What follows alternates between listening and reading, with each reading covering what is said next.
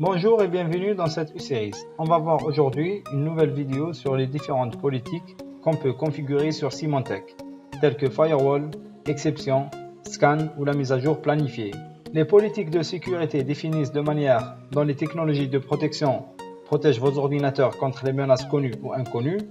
Symantec propose une interface graphique très facile et simple à utiliser, donc ce qui va faciliter la configuration de ces politiques. Vous pouvez gérer vos politiques de sécurité de Symantec Endpoint Protection de nombreuses façons. Par exemple, vous pouvez créer des copies des politiques de sécurité puis personnaliser ces copies selon vos besoins spécifiques. Ou vous pouvez par exemple verrouiller et déverrouiller certains paramètres de sorte que les utilisateurs ne puissent pas les modifier sur l'ordinateur client. Tout d'abord, on va accéder à notre console SEPR où on va entrer notre nom d'utilisateur et mot de passe.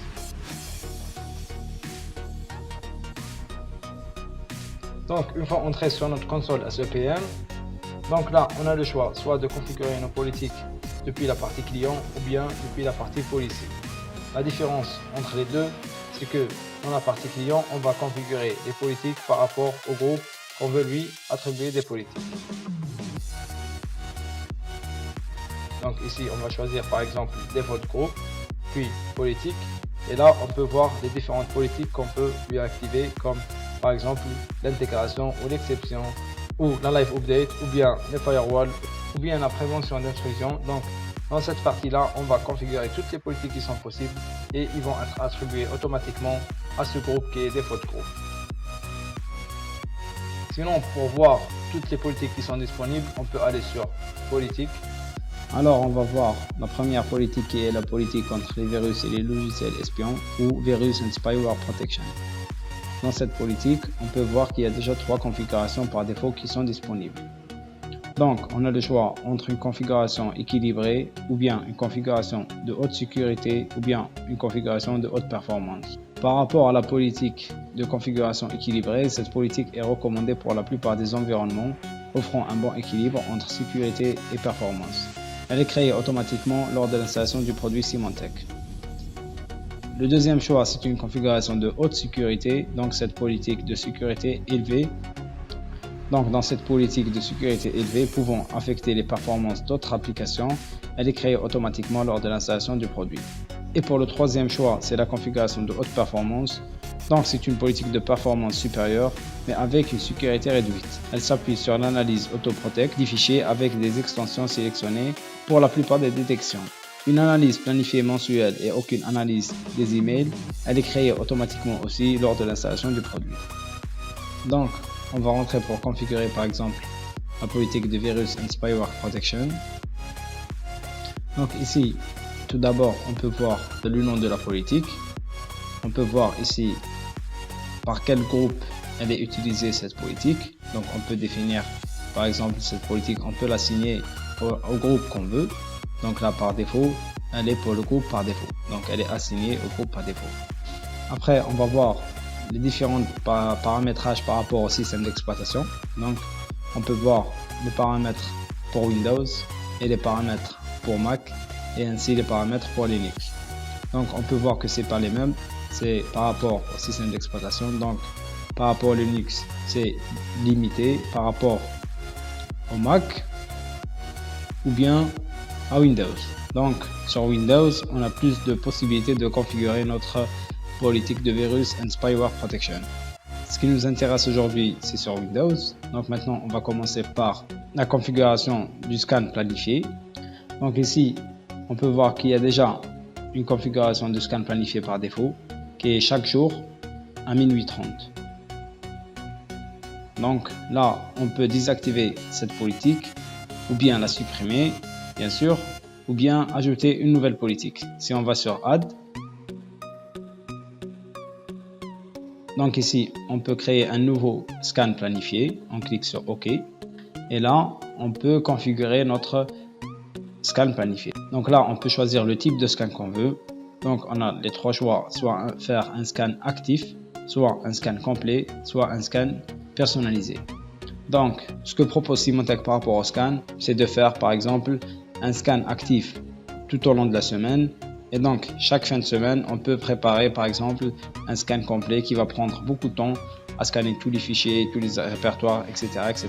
Sinon, ici, on peut choisir le type de fichier qui va scanner.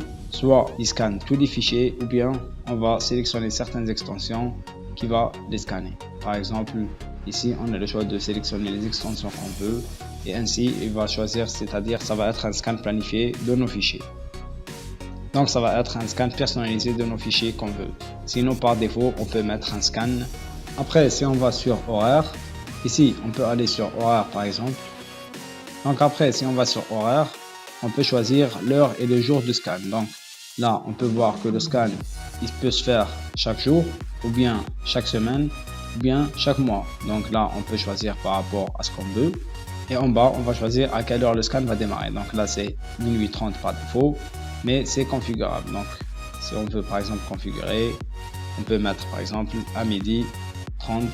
On peut mettre par exemple à midi 30 que le scan va être, c'est-à-dire déclenché chaque jour, ou bien on va mettre par exemple chaque semaine. Donc voilà.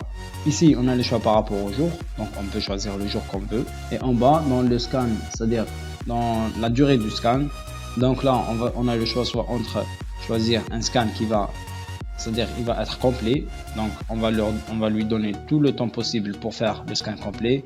Sinon, on peut limiter par exemple le scan par heure. Donc par exemple, je vais choisir pendant 1 heure. Donc c'est-à-dire c'est configurable au moment où vous faites par exemple une pause. Pour les utilisateurs qui vont faire une pause, c'est-à-dire de midi à 1 heure. Donc vous pouvez prendre ce laps de temps-là pour faire un scan de c'est-à-dire de vos utilisateurs. Ainsi on peut voir s'il y a des virus, s'il y a des anomalies à détecter par Symantec. Donc là, c'était par rapport au scan planifié et comment on peut configurer un scan planifié. Et une fois on a configuré ce scan-là, on clique sur OK. Et ainsi, on va voir que le deuxième scan planifié qu'on vient de configurer est là. Donc là, on peut désactiver par exemple celui-là et on va laisser le deuxième scan qu'on a configuré bien en marche. Sinon, maintenant, on peut aller sur Actions. Donc ici, on peut configurer par exemple les actions que Symantec peut faire dans le cas où il trouve des anomalies ou bien des virus. Donc, on peut voir que les différentes actions sont là. Après, par rapport aux protections, c'est-à-dire aux technologies de protection que propose cette politique, on peut voir par exemple l'autoprotect, protection contre le téléchargement, ou bien le sonar. Donc ici, par rapport à l'autoprotect, on peut désactiver ou activer l'autoprotect. Donc ici, on peut lancer l'autoprotect sur tous les fichiers ou bien sur des fichiers bien spécifiques. Donc ici, il peut par exemple scanner les risques de sécurité qu'on peut avoir. Si on va sur Action, toujours, on va voir les différentes actions qu'on peut appliquer. La partie notification. Par rapport à la protection contre le téléchargement, donc ici, on peut voir que c'est configurable aussi. Sinon, ici, on peut voir la protection contre le téléchargement et sa configuration. Après, on a la protection du sonar. Donc, c'est une technologie qui permet de scanner.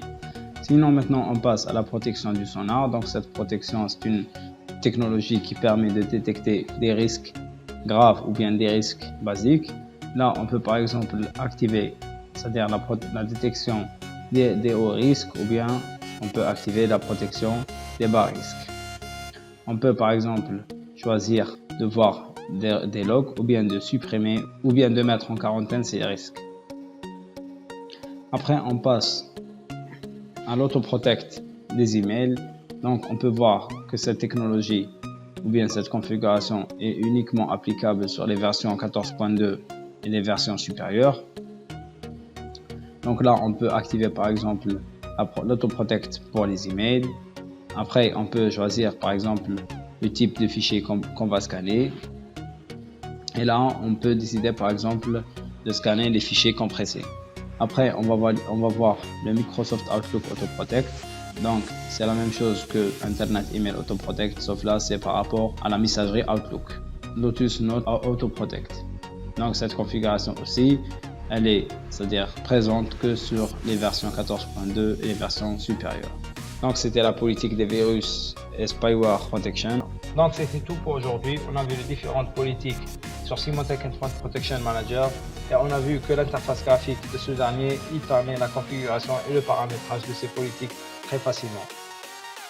Donc je vous invite à nous suivre sur les réseaux sociaux et à la prochaine fois pour d'autres vidéos sur SEPM. À bientôt.